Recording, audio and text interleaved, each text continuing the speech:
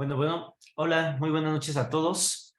Disculpen, tenía un problema con el audio, pero ya estoy aquí con ustedes. El día de hoy estamos de lujo. Quiero presentarles a nuestro ponente del día de hoy, donde nos va a platicar acerca de lo que es el cáncer definitorio en el paciente con SIDA. El día de hoy vamos a abordar este tema de la mano de la doctora Alexandra Martín Onraed Arciniegas, que es médica cirujana egresada de la UNAM y que también tiene una especialidad en el área de medicina interna e infectología por parte del Instituto Nacional Salvador Subirán. Y bueno, su currículum es extenso, voy a tratar de resumirlo. También tiene una maestría en salud pública por la London School, además de higiene y medicina tropical. Y pues actualmente trabaja como infectóloga en el INCAN. Entonces, realmente es una experta en el tema y pues bueno, la dejo para que podamos iniciar a la brevedad nuestra sesión. Muchas gracias. Hola, buenas noches. Muchísimas gracias. Buenas noches a todas y todos. Muchas gracias por la invitación. Voy a compartir mi pantalla.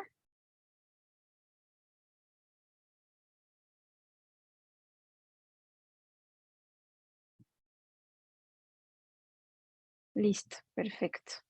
Bueno, vamos a empezar. Entonces, pues sí, les voy a hablar de cáncer y VIH, un poquito más enfocado al cáncer definitorio de SIDA, pero vamos a ver un poco el panorama general actual del tema de cáncer en personas que viven con VIH. Entonces, me gustaría empezar la plática con un caso clínico. Les presento a un hombre de 58 años. Él acaba de ser diagnosticado con VIH, tiene una cuenta de CD4 de 44 células y a la par, como parte del diagnóstico de apertura, se documenta un linfoma no Hodgkin difuso de células grandes B. Y este paciente va a requerir 6 ciclos de quimioterapia con este esquema que incluye rituximab, que es un anti-CD20, y un esquema ajustado de dosis con EPOCH.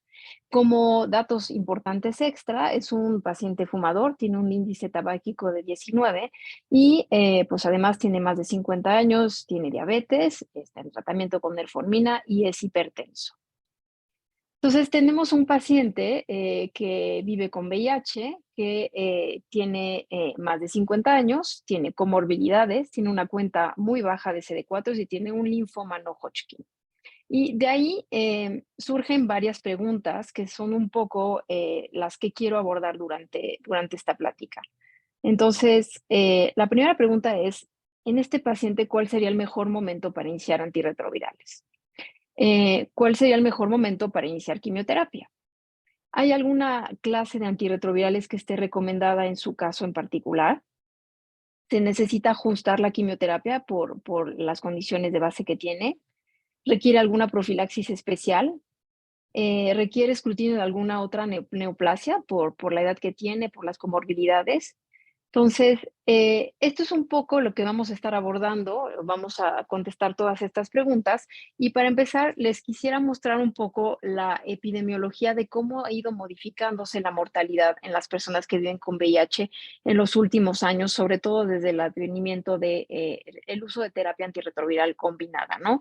Que es este parteaguas que llega a mitad de los 90, en el cual el uso de 3 antirretrovirales empieza a tener un impacto en infecciones oportunistas, cuenta de CD4 y obviamente eventos definitorios de SIDA y mortalidad. Entonces, estas gráficas son muy representativas y muestran cómo comparando población con VIH con población sin VIH, hay un cambio en la tasa de mortalidad que es extremadamente significativo en el grupo de personas que viven con VIH. Este, mucho más acentuado comparado con el cambio de mortalidad que se observa en la población general que no tiene VIH, ¿no? Estamos hablando que en 20 años se observa una caída de la mortalidad de más del 80% en este grupo de personas, ¿no?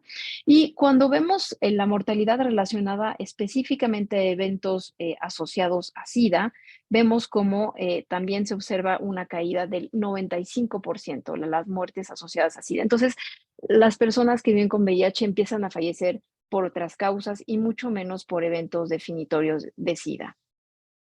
Eh, Y en esta gráfica les muestro cómo van cambiando las causas de muerte a lo largo de los años. En este mismo periodo de tiempo, cada barrita pequeñita es un año y cada color es un tipo de muerte, es una causa de muerte, ¿no? Entonces vemos cómo, de nuevo, se caen las muertes asociadas a VIH, pero empiezan a aumentar otras, como por ejemplo las muertes asociadas a cáncer, ¿no?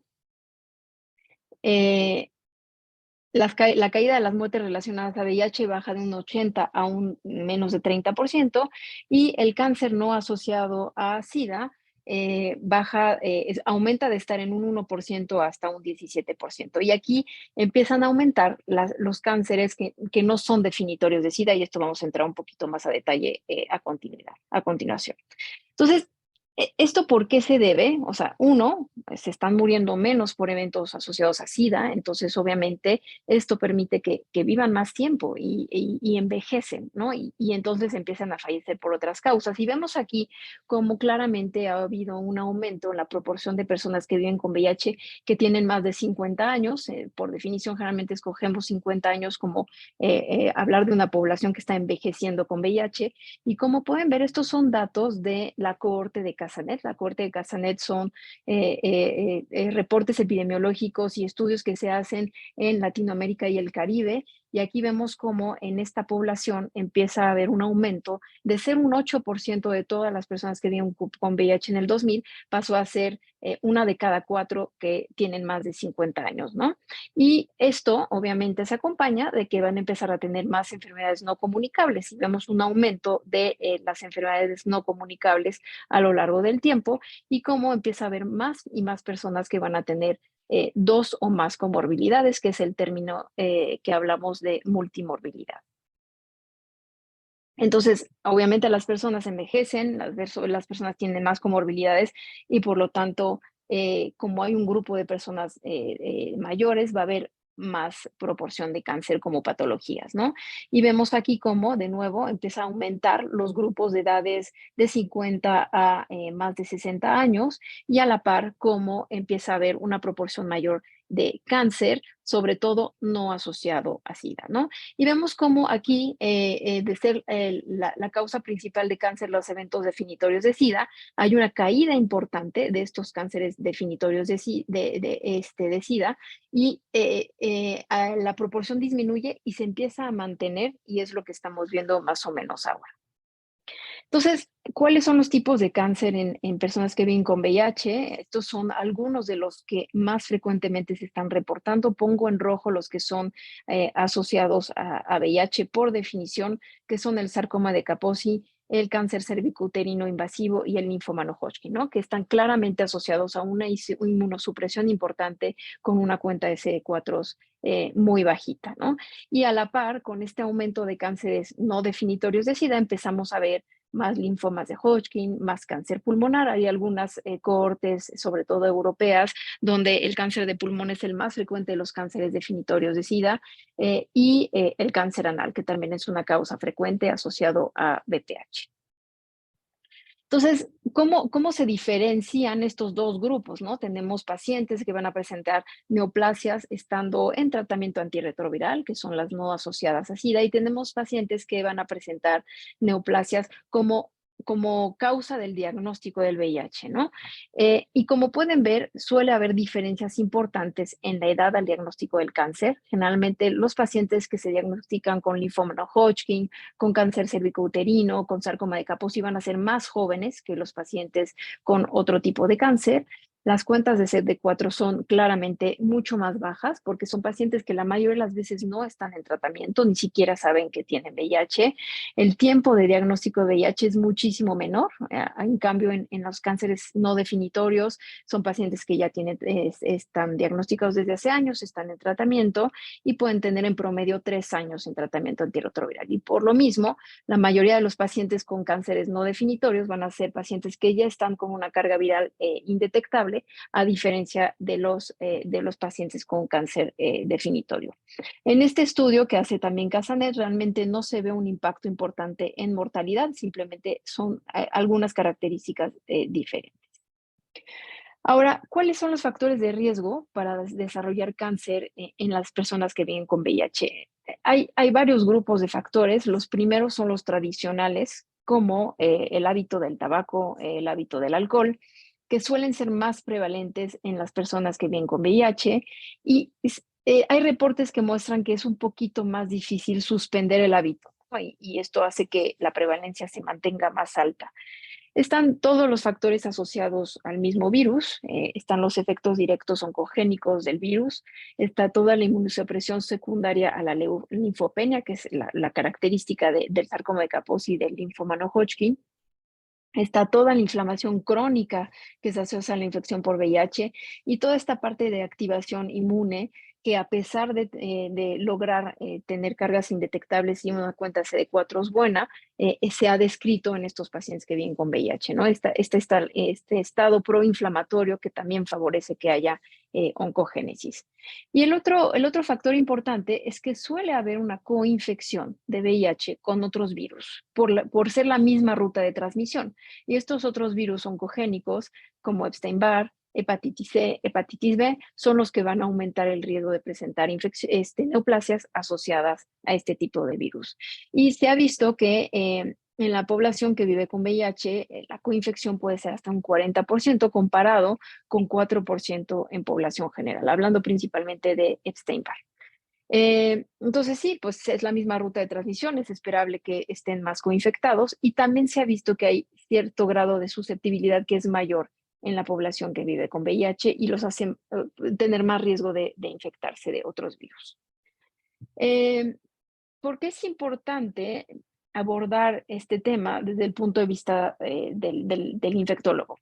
Porque el paciente que vive con VIH, que se diagnostica con cáncer, muy probablemente, sobre todo en cáncer definitorio de SIDA, va a tener infecciones concomitantes que si no son detectadas, corren el riesgo de complicarse, de desenmascararse durante el tratamiento del cáncer y el tratamiento del VIH, ¿no?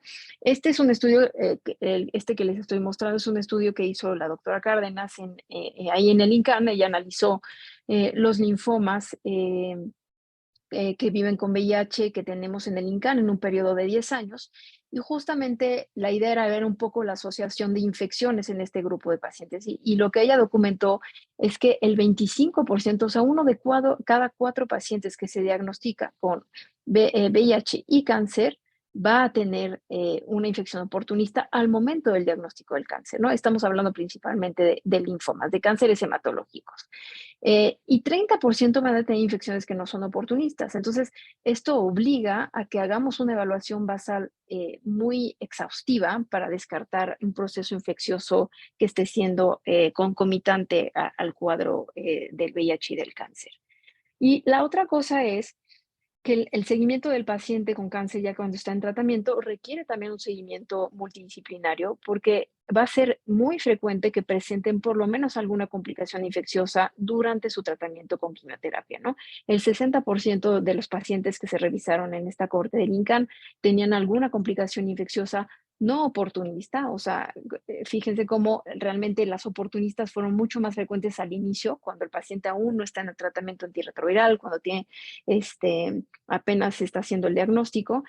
Y ya cuando se documenta, se empieza a tratar, lo que empieza a aparecer al momento del tratamiento del cáncer con quimioterapia suele ser algo similar a lo que sucede en población general, ¿no? O sea, infecciones no oportunistas, pero la frecuencia sí parece ser mayor, ¿no? Y el 50% de los pacientes va a presentar 2 o más complicaciones. Las más frecuentes, neumonías, bacteremias asociadas a daño a la barrera mucosa, neutropenia grave febril sin etiología, colitis neutropénica, ¿no? Que es lo que se ve generalmente en pacientes que están recibiendo quimioterapias muy citorreductoras. Entonces, como les decía, el abordaje infeccioso del paciente con VIH es indispensable. Como parte del abordaje inicial se requiere hacer una serología de hepatitis. Idealmente hay que saber si tiene antecedente de hepatitis A porque es una oportunidad para vacunarlo. Hay que saber si tiene hepatitis B porque el antecedente de una hepatitis B, aunque en este momento no esté replicando, le confiere un mayor riesgo de reactivar. La hepatitis B no se cura, se queda latente paciente. Entonces, si un paciente se somete a un tratamiento inmunosupresor, tiene más riesgo de reactivar una hepatitis B, y esto hay que saberlo porque hay formas de prevenirlo y hay tratamientos que pueden evitar esa reactivación.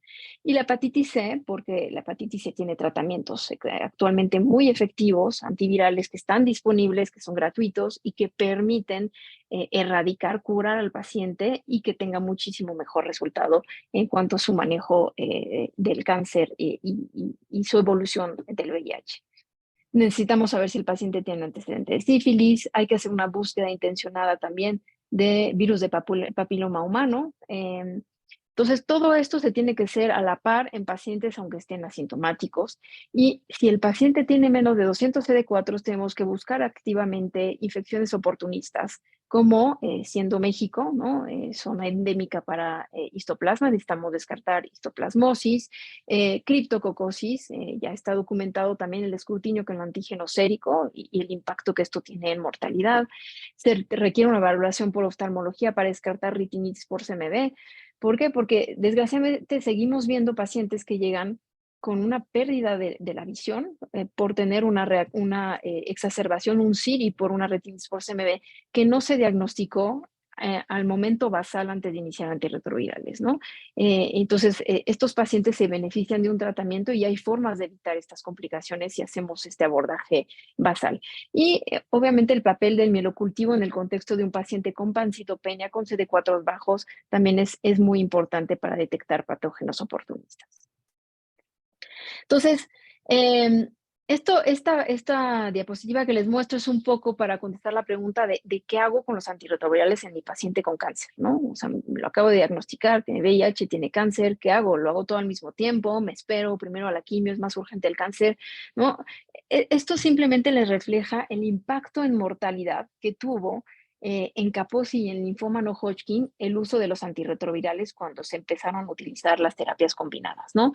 Vemos cómo en la gráfica, la línea que está hasta abajo es la línea donde aún no estaban recibiendo tratamiento antirretroviral. Vemos como la sobrevida de Kaposi y del linfoma era menor al 25% casi al año, ¿no? Del diagnóstico.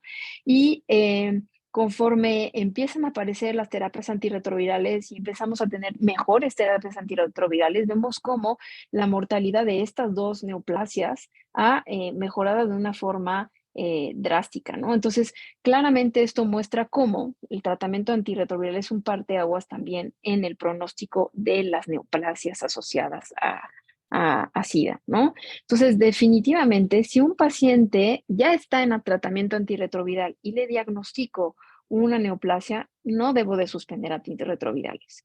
Y si el paciente no tiene tratamiento todavía, porque lo estoy diagnosticando todo al mismo tiempo, no debo de retrasar los antirretrovirales por un diagnóstico de cáncer. Obviamente es importante escoger el esquema antirretroviral que sea el más adecuado para tener las menos interacciones posibles, considerando que el paciente va a recibir un esquema de quimioterapia con múltiples citotóxicos, ¿no?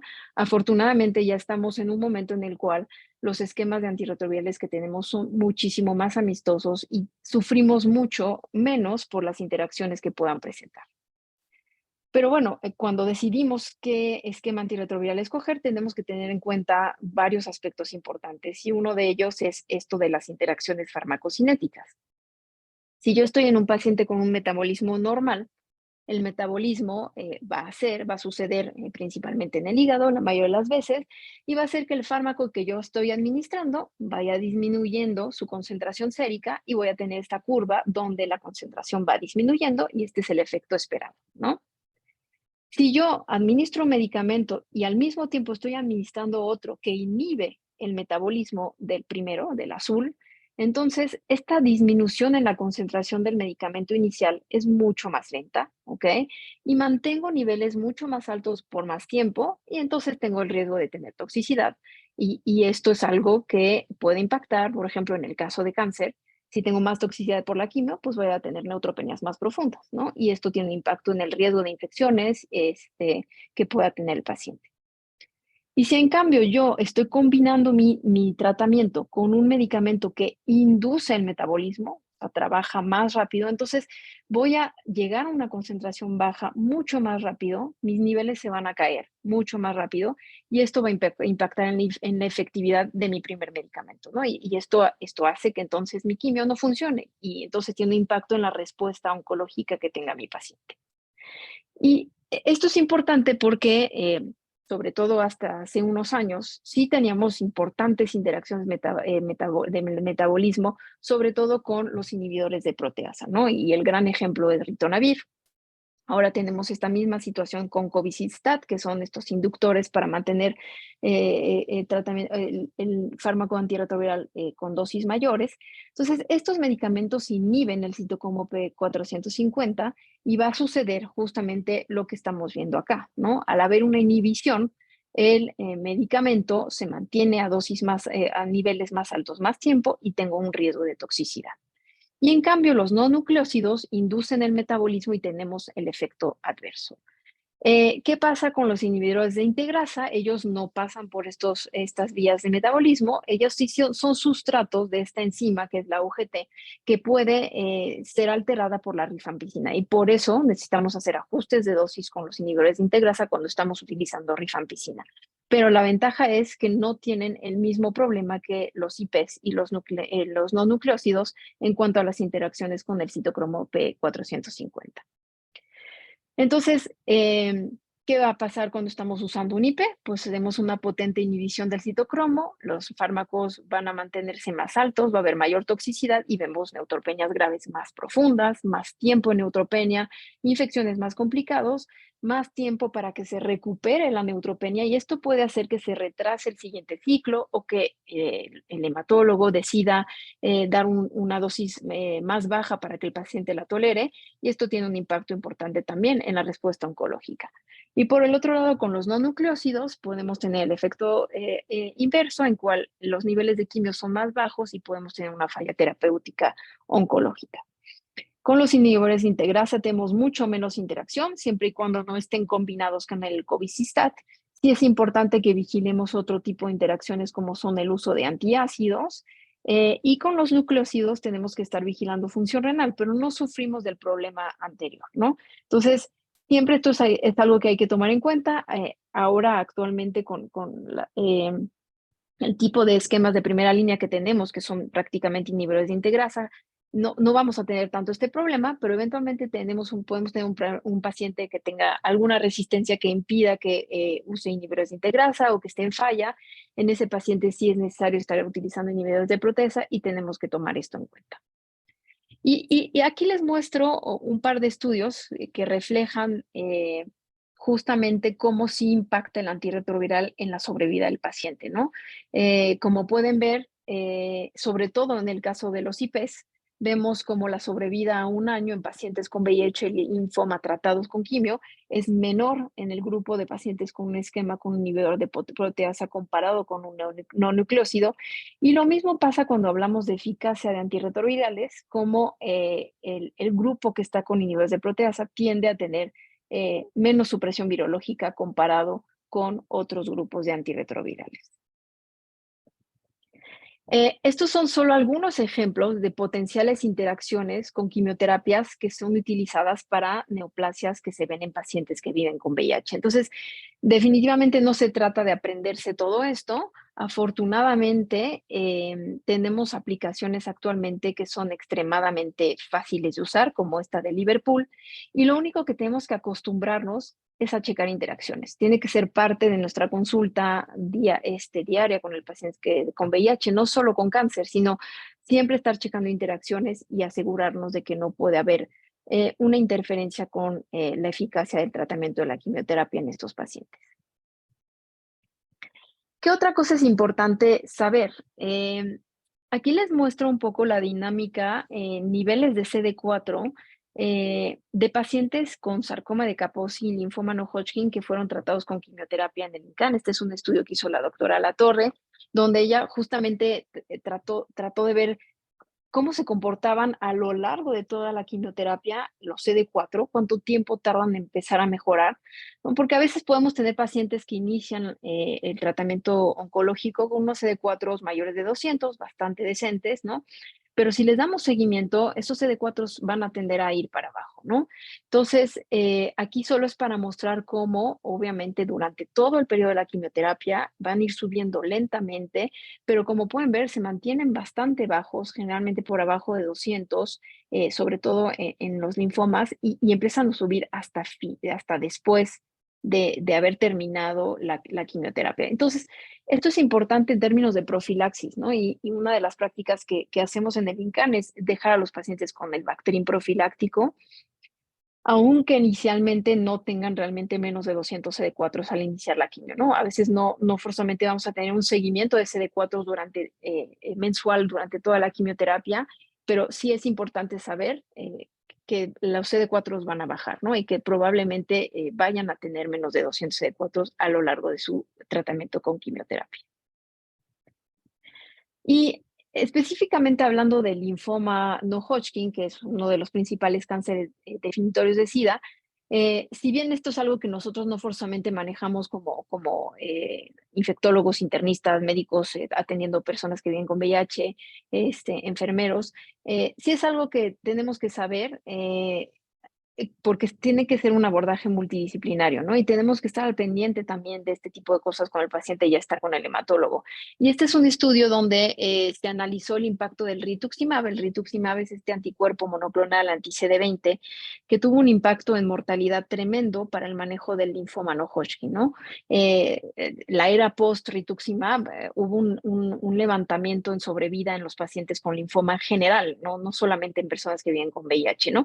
Y aquí en estos estudios analizan justamente el impacto que tiene rituximab en población que vive con VIH para ver si ellos también se benefician. Y claramente es un beneficio también para estos pacientes.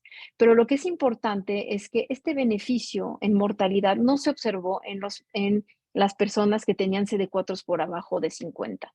En cambio, lo que se vio es que en ese grupo específico de pacientes hubo mayor mortalidad por infecciones y por toxicidad. Entonces, una pauta que generalmente se hace es que si el paciente está con CD4 muy bajos, recomendamos que no se utilice el rituximab, por lo menos inicialmente en lo que empieza a levantar los CD4, en lo que empieza a recuperarse, para que no haya mayor riesgo en mortalidad, ¿no? Esto es algo que hay que ir discutiendo con el hematólogo, es una decisión difícil, pero es algo que hay que tomar en cuenta. Entonces, esto sí es algo muy específico en linfoma, pero es algo que vemos muy frecuentemente en el INCAN. Y esto es algo que también les quise poner que es muy importante y es el tema de los esteroides en sarcoma de Kaposi. El INCAN es finalmente un centro de referencia para los pacientes con sarcoma de Kaposi. Nos llegan pacientes con sarcoma de Kaposi de muchos lugares, de muchos capacis, de muchos estados. Y pues hemos tenido una gran variedad de tipos de sarcoma de Kaposi, desde el que está cutáneo limitado y que va a responder solamente con antirretrovirales, a el que es visceral, que está diseminado, que va a requerir quimioterapia. Pero tenemos también todo este grupo de pacientes con sarcoma de Kaposi, que son pacientes que se presentan en SIRI, en síndrome de reconstitución inmune. Algunos de ellos hacen SIRI simplemente porque sí tenían mucho Kaposi y al darle el antirretroviral, pues esto se exacerba, ¿no? Es un SIRI paradójico. Algunos pacientes con Kaposi muy localizado mejoran con el antirretroviral, no requieren nada más, pero otros sí van a empeorar y estos son los que llegamos a ver. Y está este otro grupo de pacientes con Kaposi que llegan con un SIRI, con una exacerbación de las lesiones porque reciben esteroides. Esto es algo que sucede muy frecuentemente, el uso de esteroides como para manejar lesiones cutáneas y desgraciadamente hay una relación entre el uso de esteroides y la exacerbación de Kaposi ya muy bien documentada y esto es un ejemplo de muchos de estudios que han demostrado que el esteroide perjudica muchísimo al paciente con Kaposi y aumenta el riesgo de SIRI y de mortalidad en estos pacientes, ¿no? Este es un estudio del INER. Ellos publican su cohorte de pacientes y justamente lo que les interesa es un estudio bonito de casos y controles donde comparan SIRI versus no SIRI y ellos documentan claramente cómo el esteroide es un factor de riesgo para presentar SIRI en estos pacientes con Kaposi. Entonces, otro de los mensajes importantes, o sea, para esta sesión es que no se deben de dar esteroides a los pacientes. digo, aunque no sepamos qué es Kaposi, o sea, definitivamente no si tienen Kaposi, y si no sabemos qué tienen en la piel, pues probablemente sea mejor estudiarlos un poco más antes de darle los esteroides, tampoco dárselos porque tienen plaquetas bajas o porque tienen anemia, ¿no? Generalmente, si tienen VIH y están en un estado avanzado de la enfermedad, el esteroide no va a favorecerles para ninguna de esas patologías. Eh, Les menciono muy brevemente esto, realmente simplemente es para que estén enterados, porque esto es algo que está aumentando muchísimo, es todo el tema de la inmunoterapia en personas que viven con VIH. Esto ha sido algo muy controversial y apenas está empezando a haber mucho más estudios en población con VIH, porque realmente todo el boom del uso de anticuerpos monoclonales e inmunoterapia, porque por el impacto que ha tenido benéfico en la población general con cáncer, ha excluido a las pacientes que tienen VIH de los ensayos clínicos aleatorizados, ¿no? Y lo que tenemos son estudios prospectivos abiertos, pequeñas series de casos, porque inicialmente existe este riesgo teórico de un aumento de riesgo de efectos adversos inmunológicos que ha hecho que pues, no incluyan a esta población en los ensayos clínicos, ¿no? Pero lo que vemos de los estudios pequeños que han ido publicándose con este tema es que en realidad eh, el perfil de seguridad en personas que viven con VIH es muy bueno y lo mejor es que la eficacia que estaban viendo es similar a las cohortes que no tienen VIH y esto eventualmente, cuando se vuelva más disponible, pues va a ser un tratamiento pues con un gran beneficio para ciertas patologías como son cáncer de pulmón, linfoma de Hodgkin, melanoma, que son los cánceres que cada vez vemos más en esta población. Entonces, la última parte de esto, quiero que esté un poco más enfocada a escrutinio. Esto es algo que tenemos que tener muy claro cuando somos el médico de contacto de las personas que viven con VIH. Nos volvemos sus internistas, sus médicos de cabecera. Entonces, tenemos que recordar hacer escrutinio en la población que vive con VIH porque nos permite cambiar el pronóstico cuando hacemos una detección temprana. Entonces, o sea, ¿por qué se hace escrutinio? Estamos en un momento en el cual la esperanza de vida de los pacientes que tienen VIH ha aumentado, ¿no? Estamos viendo pacientes que están envejeciendo, la incidencia de eventos definitorios de SIDA va disminuyendo, está aumentando el cáncer no asociado a SIDA, entonces tenemos que estar más sensibilizados de que esto es algo que vamos a ver cada vez más frecuentemente, ¿no? Estamos viendo que están aumentando las muertes asociadas a cáncer no definitorio de SIDA. Entonces, sí tenemos que ver la forma de integrar en nuestra consulta diaria o en los programas a los que estemos participando el que haya un adecuado escrutinio cuando estamos atendiendo a estos pacientes. ¿Cuáles son las ventajas de hacer escrutinio? Pues detectamos de forma más temprana, entonces el pronóstico es mejor, podemos disminuir la mortalidad relacionada y probablemente hay un beneficio en costo porque vamos a ahorrarnos el costo de todas estas enfermedades avanzadas. ¿Cuáles son los contras? En población que vive con VIH hay pocos estudios hechos exclusivamente para esa población, entonces casi todo lo extrapolamos de la población que no tiene VIH y a veces no forzosamente va a ser lo mismo, ¿no? Entonces nuestras recomendaciones tienden a ser tomadas de esa población y no forzosamente vamos a tener recomendaciones adecuadas a nuestra población. El otro punto es que si nuestra forma de hacer escrutinio es con una biopsia, con un estudio semi-invasivo, entonces si tenemos un falso positivo, pues qué tan justificado es estar haciendo biopsias para tener resultados que no son positivos, ¿no? Entonces ahí puede estar un poquito cuestionable. Y pues obviamente es importante que se hagan estudios de costo-efectividad para definir qué sí es costo efectivo y qué no. Eh, Aquí les muestro un poco las recomendaciones de escrutinio de cáncer en población con VIH que se hace en las diferentes guías internacionales, las europeas, las americanas, las de la CDC, para las neoplasias principales, ¿no? Entonces, cáncer de cervix, es mandatorio hacer una citología cervical anual.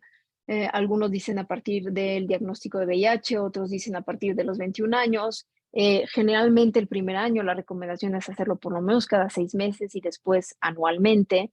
Cáncer de mama en realidad va a ser el escrutinio que se hace en población general. Y les marco en negritas los que vamos a abordar un poquito más, que es el cáncer anal, el cáncer de pulmón y el cáncer hepatocelular. En cáncer anal está este estudio que salió el año pasado, que es un estudio con resultados muy importantes. Es un estudio que se hizo multicéntrico, incluyeron a más de 4,000 pacientes. Todos eran personas que viven con VIH, tenían más de 35 años y tenían una lesión intraepitelial anal de alto grado, ¿ok? La gran pregunta de este estudio era si, sabiendo que las infecciones por VPH pueden autolimitarse y eventualmente resolverse, eh, qué tan justificado era realmente tratar a los pacientes con una lesión de alto grado y qué tanto impacto esto iba a tener en la incidencia de cáncer anal versus simplemente vigilarlos, ¿no? Entonces, pues fue lo que hicieron, asignaron a ciertos pacientes a un tratamiento de lesiones precursoras y a otros a vigilancia, ¿no? Y un análisis interino detuvo el estudio porque vieron que había una reducción del 57% del riesgo de progresión a cáncer anal en el grupo que estaba siendo tratado. Entonces, esto pone sobre la mesa la importancia del escrutinio de cáncer anal, ¿no? Y me regreso tantito a esta imagen para mostrar cómo la recomendación es que se haga una citología anal por lo menos, ¿ok? De forma anual en las personas con más alto riesgo, que son los hombres que tienen sexo con hombres, y también está recomendado que se haga un escrutinio en personas que viven con VIH, también mujeres y hombres, ¿ok? Y la pregunta es, dentro de este escrutinio, ¿qué tan exhaustivos vamos a hacer? Si nos quedamos con una citología o si está justificado hacer una anoscopía de alta resolución, ¿no?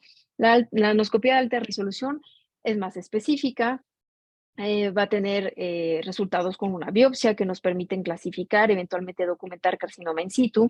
Y entonces la recomendación es que se guarde y se utilice en los grupos de más riesgo, que son los hombres que tienen sexo con hombres.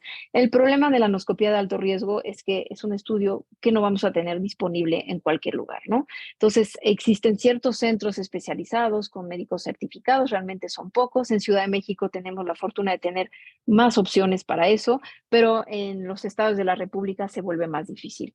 Y ahí es donde hay que intentar implementar por lo menos una citología, una exploración rectal anual para poder detectar tempranamente lesiones precursoras de cáncer anal. Recordar también que tenemos otras formas preventivas contra la infección por VPH, que es la vacuna, ¿no? Actualmente la recomendación es que se haga una vacunación de rutina a niños y niñas de 11 a 12 años. Esta es la recomendación que se hace por la CDC, ¿no? Se recomienda a partir de los 9 años y hasta los 26 años. Y la dosis normalmente en personas inmunosuprimidas es de 3 dosis. En el 2019 ampliaron las recomendaciones para incluir al grupo de edad entre 27 a 45 años, considerando ciertos casos especiales. Obviamente, entre más temprano hagamos esta vacunación, y por eso se recomienda antes de iniciar la vida sexual en los niños en la escuela, en las escuelas, pues más vamos a prevenir cualquier tipo de exposición, ¿no? Si ya se inició la vida sexual y conforme pasa el tiempo, el impacto de la vacuna va a ser mucho menor. Entonces, esto es algo que tenemos que tener claro cuando estamos proponiéndolo a una persona que se encuentra en este rango de edad entre 27 y 45 años, que se vaya a vacunar. La eficacia de la vacuna es muy alta en personas no expuestas a VPH. O sea, y la mejor forma de no estar expuesto es no haber iniciado vida sexual. Conforme yo tenga más parejas sexuales, más riesgo de exposición y la eficacia de la vacuna va a disminuir, ¿no? Pero por otro lado, una pareja nueva a cualquier edad es un factor de riesgo para adquirir VPH, ¿no? Y este puede ser el argumento para decir si me conviene vacunarme, ¿ok? Eh, Vamos a hablar rápidamente del carcinoma hepatocelular y lo menciono de nuevo por la importancia de uno, hacer escrutinio de las hepatitis para poder tratar hepatitis C, ya que tenemos tratamientos, y para poder prevenir reactivación de hepatitis B en los pacientes con cáncer que van a estar sometidos a quimioterapia, ¿no? La vigilancia se recomienda en pacientes cirróticos o en no cirróticos, pero que tienen cargas virales replicativas. y se tiene que hacer un ultrasonido y estar tomando marcadores con alfa-fetoproteína, ¿no? ¿Y qué factores de riesgo tenemos para desarrollar cirrosis? Que sería otra razón para hacer escrutinio: la edad, las infecciones por hepatitis B y C, los CD4 bajos, el alcohol o eventualmente una historia familiar de carcinoma hepatocelular. Entonces, el tratamiento de la hepatitis C con los antivirales de acción directa ha disminuido la progresión a cirrosis, disminuye el riesgo de carcinoma hepatocelular en un 70%. También en población que vive con VIH, las tasas de cura son similares a los pacientes que solo tienen hepatitis C. Sí es importante que vigilemos interacciones medicamentosas con los antirretrovirales. De nuevo, tenemos nuestra aplicación de Liverpool y ella hace todo el trabajo. Y lo que no estamos haciendo bien es todavía el diagnóstico de hepatitis C. Cada vez estamos mejorando, tenemos acceso a pruebas rápidas, pero esto es algo que necesitamos poder implementar en todos lados y tenemos que mejorar la capacidad diagnóstica de hepatitis C. Cáncer de pulmón. Cáncer de pulmón es otro tema importante. Como les comentaba, en algunas cohortes, sobre todo europeas, es el cáncer más frecuente en población que vive con VIH. Eh, eh, Tiene un riesgo asociado a la prevalencia de tabaquismo en población que vive con VIH, y también se ha visto que se presenta en etapas más tempranas, en pacientes más jóvenes que en población general, ¿no? Cuando diagnosticamos cáncer de pulmón en una etapa avanzada, si bien ha mejorado mucho el tratamiento con la inmunoterapia, la sobrevida sigue siendo baja. Entonces, de ahí la ventaja de poder hacer un diagnóstico más temprano para tener un impacto en mortalidad. ¿Cuáles son los contras del escrutinio de cáncer de pulmón? Que justo este es el ejemplo en el cual pues, nuestra forma de hacer escrutinio suele ser muy invasiva, porque si vemos una tomografía, un nodulito, que eso es algo frecuente en personas que viven con VIH, pues, o sea, el rendimiento de esa biopsia puede no ser tan bueno, podemos tener falsos negativos, y entonces se puede cuestionar estar biopsiando todos los nodulitos que vemos, ¿no? En general, lo que se recomienda es usar una tomografía con dosis bajas de radiación. Se ha visto que esto tiene una buena sensibilidad y especificidad en la población general y podría ser útil en pacientes que viven con VIH. Y hay varios estudios que han tratado de definir cuál es la población en la que está recomendado hacer el escrutinio. Hay estudios que han hecho escrutinio en poblaciones mayores de 45 años con un IT de más de 25 y que tengan menos de 15 años sin fumar. En este grupo particular, que es un estudio español, la prevalencia de cáncer de pulmón fue de 3.5%. O sea, el número necesario a tratar, o sea, el número necesario de pruebas de escrutinio para documentar un cáncer fue de 28, ¿no? Entonces, ¿esto se justifica, no se justifica? Pues eso es un poquito algo que no han logrado concluir todavía, ¿no? Algunos autores recomiendan que se haga lo mismo que se hace en población general, o sea, TAC anual de baja dosis de radiación en fumadores de más de 55 años con un IT de más de 30, ¿no? Y pues bueno, otros recomiendan empezar a los 45 con un IT de 20, pero hasta ahora no hay suficiente información para que sea una recomendación formal. Recordar que el tabaquismo es importantísimo en la incidencia de cáncer, entonces sí tiene que ser parte de nuestro día a día de convencer a los pacientes de dejar de fumar, ¿no? Aquí en este estudio compararon las incidencias de cáncer, tanto asociado o no a tabaquismo, según el tiempo que llevaban sin fumar. Y la incidencia de cáncer de pulmón y otros cánceres se mantuvo elevada hasta 5 años después de dejar de fumar, ¿no? Entonces, sí es importante que trabajemos en esta parte y que tengamos clínicas de tabaquismo o lugares donde podamos recurrir y podamos mandar a nuestros pacientes para que los apoyen para dejar de fumar. El hacer tomografías para detectar cáncer de pulmón no sustituye tener a la par un programa para dejar de fumar.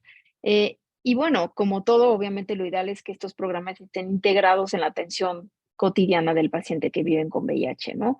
Y como les decía, dejar de fumar no solo disminuye las neoplasias asociadas a tabaquismo directo, sino tiene muchos otros beneficios sobre otras enfermedades no comunicables que cada vez son más frecuentes en la población que está envejeciendo con VIH, ¿no? Hay muchas barreras para hacer escrutinio de cáncer y ustedes pues son los primeros en saberlo, ¿no? Falta de personal, falta de tiempo, recambio del personal, falta de capacitación, falta de coordinadores, pero también hay formas de facilitarlo. Uno es educación continua, estar enterados, saber la importancia de esto y obviamente integrar los servicios sería lo ideal, ¿no? O sea, el que mi paciente venga a la consulta conmigo y yo lo pueda mandar ese mismo día a la clínica de tabaquismo, a su papá Nicolau, a su anoscopía o citología. Eso hace que las cosas obviamente salgan mucho más fácil, ¿no? Entonces tenemos que ir trabajando con lo que hay y tratar de llegar a facilitarle la vida al paciente para que pues, pueda tener una atención integral y multidisciplinaria. Entonces, como conclusiones, en México y Latinoamérica la proporción de cáncer definitorio de SIDA pues sigue siendo alta. Si bien ha disminuido a nivel global en todo el mundo, en México y en Latinoamérica sigue siendo una proporción importante de los pacientes con cáncer. Los factores de riesgo están asociados sobre todo a mayores exposiciones de riesgo. El escrutinio es la mejor herramienta para detectar tempranamente estas patologías. Tenemos estrategias de prevención que son muy eficaces, entonces pues hay que tratar de tenerlas a la mano, implementarlas, pensar en ellas. Y pues se necesita un abordaje multidisciplinario para una adecuada cobertura de las pruebas de escrutinio y la integración de los servicios de atención. La presencia de un cáncer no debe retrasar el inicio de los antirretrovirales. El inicio de los antirretrovirales no debe retrasar el manejo de una neoplasia. Y necesitamos tener una vigilancia estrecha, una evaluación rutinaria de las interacciones para evitar menos eficacia y para llegar a menos toxicidad.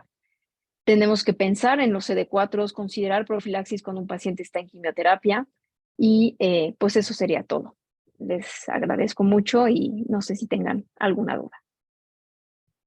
Perfecto, muchas gracias, doctora. Sí tenemos algunas dudas bueno, algunas preguntas de la audiencia. Este, el doctor Alejandro Rivera nos pregunta, es una duda que está en el chat. ¿Cuál es el riesgo o posibilidad de transmisión de VPH a través de la práctica sexual boca-ano-pene y su evolución a cáncer en hombres que tienen sexo con hombres? Es una muy buena pregunta. Muchas gracias, Alejandro, por hacerla. Sí, o sea, efectivamente, eso es algo que hay que tener en cuenta, hay que preguntarles, porque obviamente hay un riesgo de adquisición de VPH, ¿no? Y digo, ya no describí tampoco los cánceres de cabeza y cuello. Gran parte de los cánceres de cabeza y cuello son asociados a VPH y son lesiones que pueden ser en cavidad oral y que van a ser debidas a una exposición a VPH. Entonces, todas estas prácticas son prácticas de riesgo y por supuesto que esto aumenta el riesgo de tener lesiones precursoras y de ahí poder evolucionar a un cáncer asociado a BPH, ¿no? Entonces, en ese sentido también es importante que sepamos que esto no es algo que pasa en meses, ¿no? O sea, realmente del momento en que yo agarro la infección por BPH al momento en que desarrollo cáncer, hay varias oportunidades en el medio en las cuales yo puedo incidir en evitar que pase y progrese a cáncer. Esto implica que lo revisemos en la consulta, tenemos que hacer una revisión de la cavidad oral. Idealmente tienen que tener también consultas dentales y consultas con maxilofaciales que están sensibilizados a la atención de pacientes que vienen con VIH y que tienen que saber buscar lesiones, ¿no? Entonces, sí, me parece muy relevante. Muchas gracias, Alejandro, por la pregunta. Doctora, hay varias preguntas acerca del sarcoma de Kaposi. Creo que puedo englobar algunas de ellas bueno, con la siguiente pregunta. Antes se nos comentaba que los pacientes que tenían lesiones en boca que eran sospechosas de sarcoma de Kaposi, era obligado buscar Kaposi visceral. Pues, ¿usted considera que esto sigue siendo una buena práctica, pues? Y bueno, nos preguntan también, pues si en aquellos pacientes que están con sarcoma de Kaposi que tienen acceso limitado a un oncólogo, ¿cuáles serían los criterios de referencia para referirlo a un oncólogo, pues?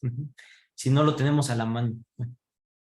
Sí, creo que generalmente lo que se hace un poquito es dividir, ¿no? O sea, lo que se dice es lesiones en cavidad oral, o sea, después de paladar duro, realmente hay más riesgo de que tengan lesiones en tracto digestivo y esto se vuelve un caso visceral con más riesgo de tener complicaciones.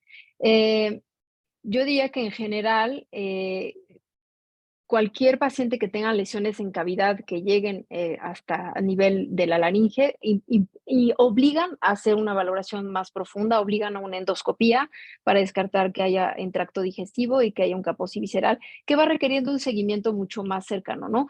Eh, en el INCAN tenemos algunos pacientes con muy poquitas lesiones a nivel de tracto digestivo que logramos sacar únicamente con antirretrovirales, pero con realmente un seguimiento muy estrecho. Entonces, creo que el mensaje en general es que si hay lesiones en cavidad oral a nivel profundo, sí tienen que tener una valoración más extensa y sería una indicación para referirlos a algún centro de manejo de Kaposi. Entonces, como les decía, nosotros sí aceptamos muchos de estos pacientes, ¿no? Los aceptamos muchas veces naif, sin tratamiento antirretroviral, recién diagnosticados, completamos la valoración e iniciamos tratamiento ya sabiendo si tenemos que dar quimio pronto para evitar que el mismo antirretroviral haga que tengan una reconstitución inmune, ¿no? El paciente que tiene 2, 3 lesiones puntiformes cutáneas sin mucha afección en cavidad oral, probablemente pueda responder nada más antirretrovirales, ¿ok? Pero sí, los que vemos también con más de 20 lesiones en piel diseminadas, pues también es un riesgo de que vayan a progresar y se deben de valorar más profundamente, ¿no? Entonces, si no hay forma de hacer esta valoración a nivel del centro que tenemos, pues ya se refieren con algún centro que tenga la posibilidad de hacer esta valoración, ¿no? Y digo, nosotros en general, en ese sentido, no es por hacer que los manden a todos, pero sí, o sea, si los quieren mandar con una hoja de referencia, diagnóstico de Kaposi y todos los datos, los podemos valorar. El paciente que realmente vemos que va a estar muy tranquilo y que solo requiere antirretroviral, pues lo regresaremos y todos los demás los vamos a tener ahí en seguimiento sin ningún problema. Correcto. Justo también preguntaban en el chat sobre el inicio del tratamiento antirretroviral en el paciente con Kaposi visceral. No sé si tenga alguna opinión en ese sentido de cuándo sería el mejor momento, pues. Pues creo que justo depende mucho del espectro, ¿no? Es un poco lo que comentaba. Si Sí, realmente el paciente tiene menos de 20 lesiones cutáneas en todo el cuerpo, o sea, tiene CD4 bastante decentes, todo, se le pueden iniciar y ver cómo evolucionan las lesiones. En cuanto empiecen a aumentar, entonces lo mandamos rápidamente con algún servicio de oncología o con infectología al INCAN, ¿no? Eh, si vemos que tiene muchas lesiones, lo mejor es probablemente esperar a que se defina, o sea, la extensión de la afección en un centro especializado antes de iniciar los antirretrovirales. O sea, en esos que están muy diseminados, mejor no iniciamos, nos esperamos y que en el centro especializado donde se está haciendo todo el abordaje se inicie prácticamente a la par de la quimio, porque realmente eso sí va a impactar mucho en que hagan o no hagan CD y pueden hacer CDs muy graves. correcto. Nos preguntaba también en el chat el doctor Leonardo acerca de los sitios donde se realizan citologías anales. No sé si usted tenga conocimiento sobre esto. Ujú. Pues, o sea, en Ciudad de México, y bueno, si está el doctor Humberto, podrá tal vez aportar un poquito de esta información. Eh, Se están haciendo ahorita, hay un programa de anoscopía de alta resolución. En el INCAN ahorita lo estamos haciendo, eh, todavía no está completamente abierto a toda la población, es algo a lo que queremos llegar, pero todavía no lo hemos logrado. En Condesa también hay un sitio ahorita para hacer anoscopías de alta resolución. Tal vez el doctor Humberto nos puede decir qué tan funcionales están. Me parece que están funcionando muy bien en este momento. Y estos son los centros que son más conocidos. En general, en los hospitales se puede solicitar una citología anal, o sea, realmente esto es algo que sí es muy sencillo, solamente hay que sensibilizar, pues también desde el citopatólogo, el patólogo, pero no es algo complicado de hacer. Ya cuando hablamos de anoscopía, sí tienen que ser centros especializados y en este momento en Ciudad de México es Condesa y es INCAN. Sí, bueno, efectivamente en la clínica especializada Condesa, tanto en Condesa Benjamín Gil como en Condesa Iztapalapa, hay 3 médicos que fueron certificados para hacer anoscopías de alta resolución. Y ahí si ven alguna lesión sospechosa se toma biopsia y algunos incluso ya están siendo referidos al INCAN.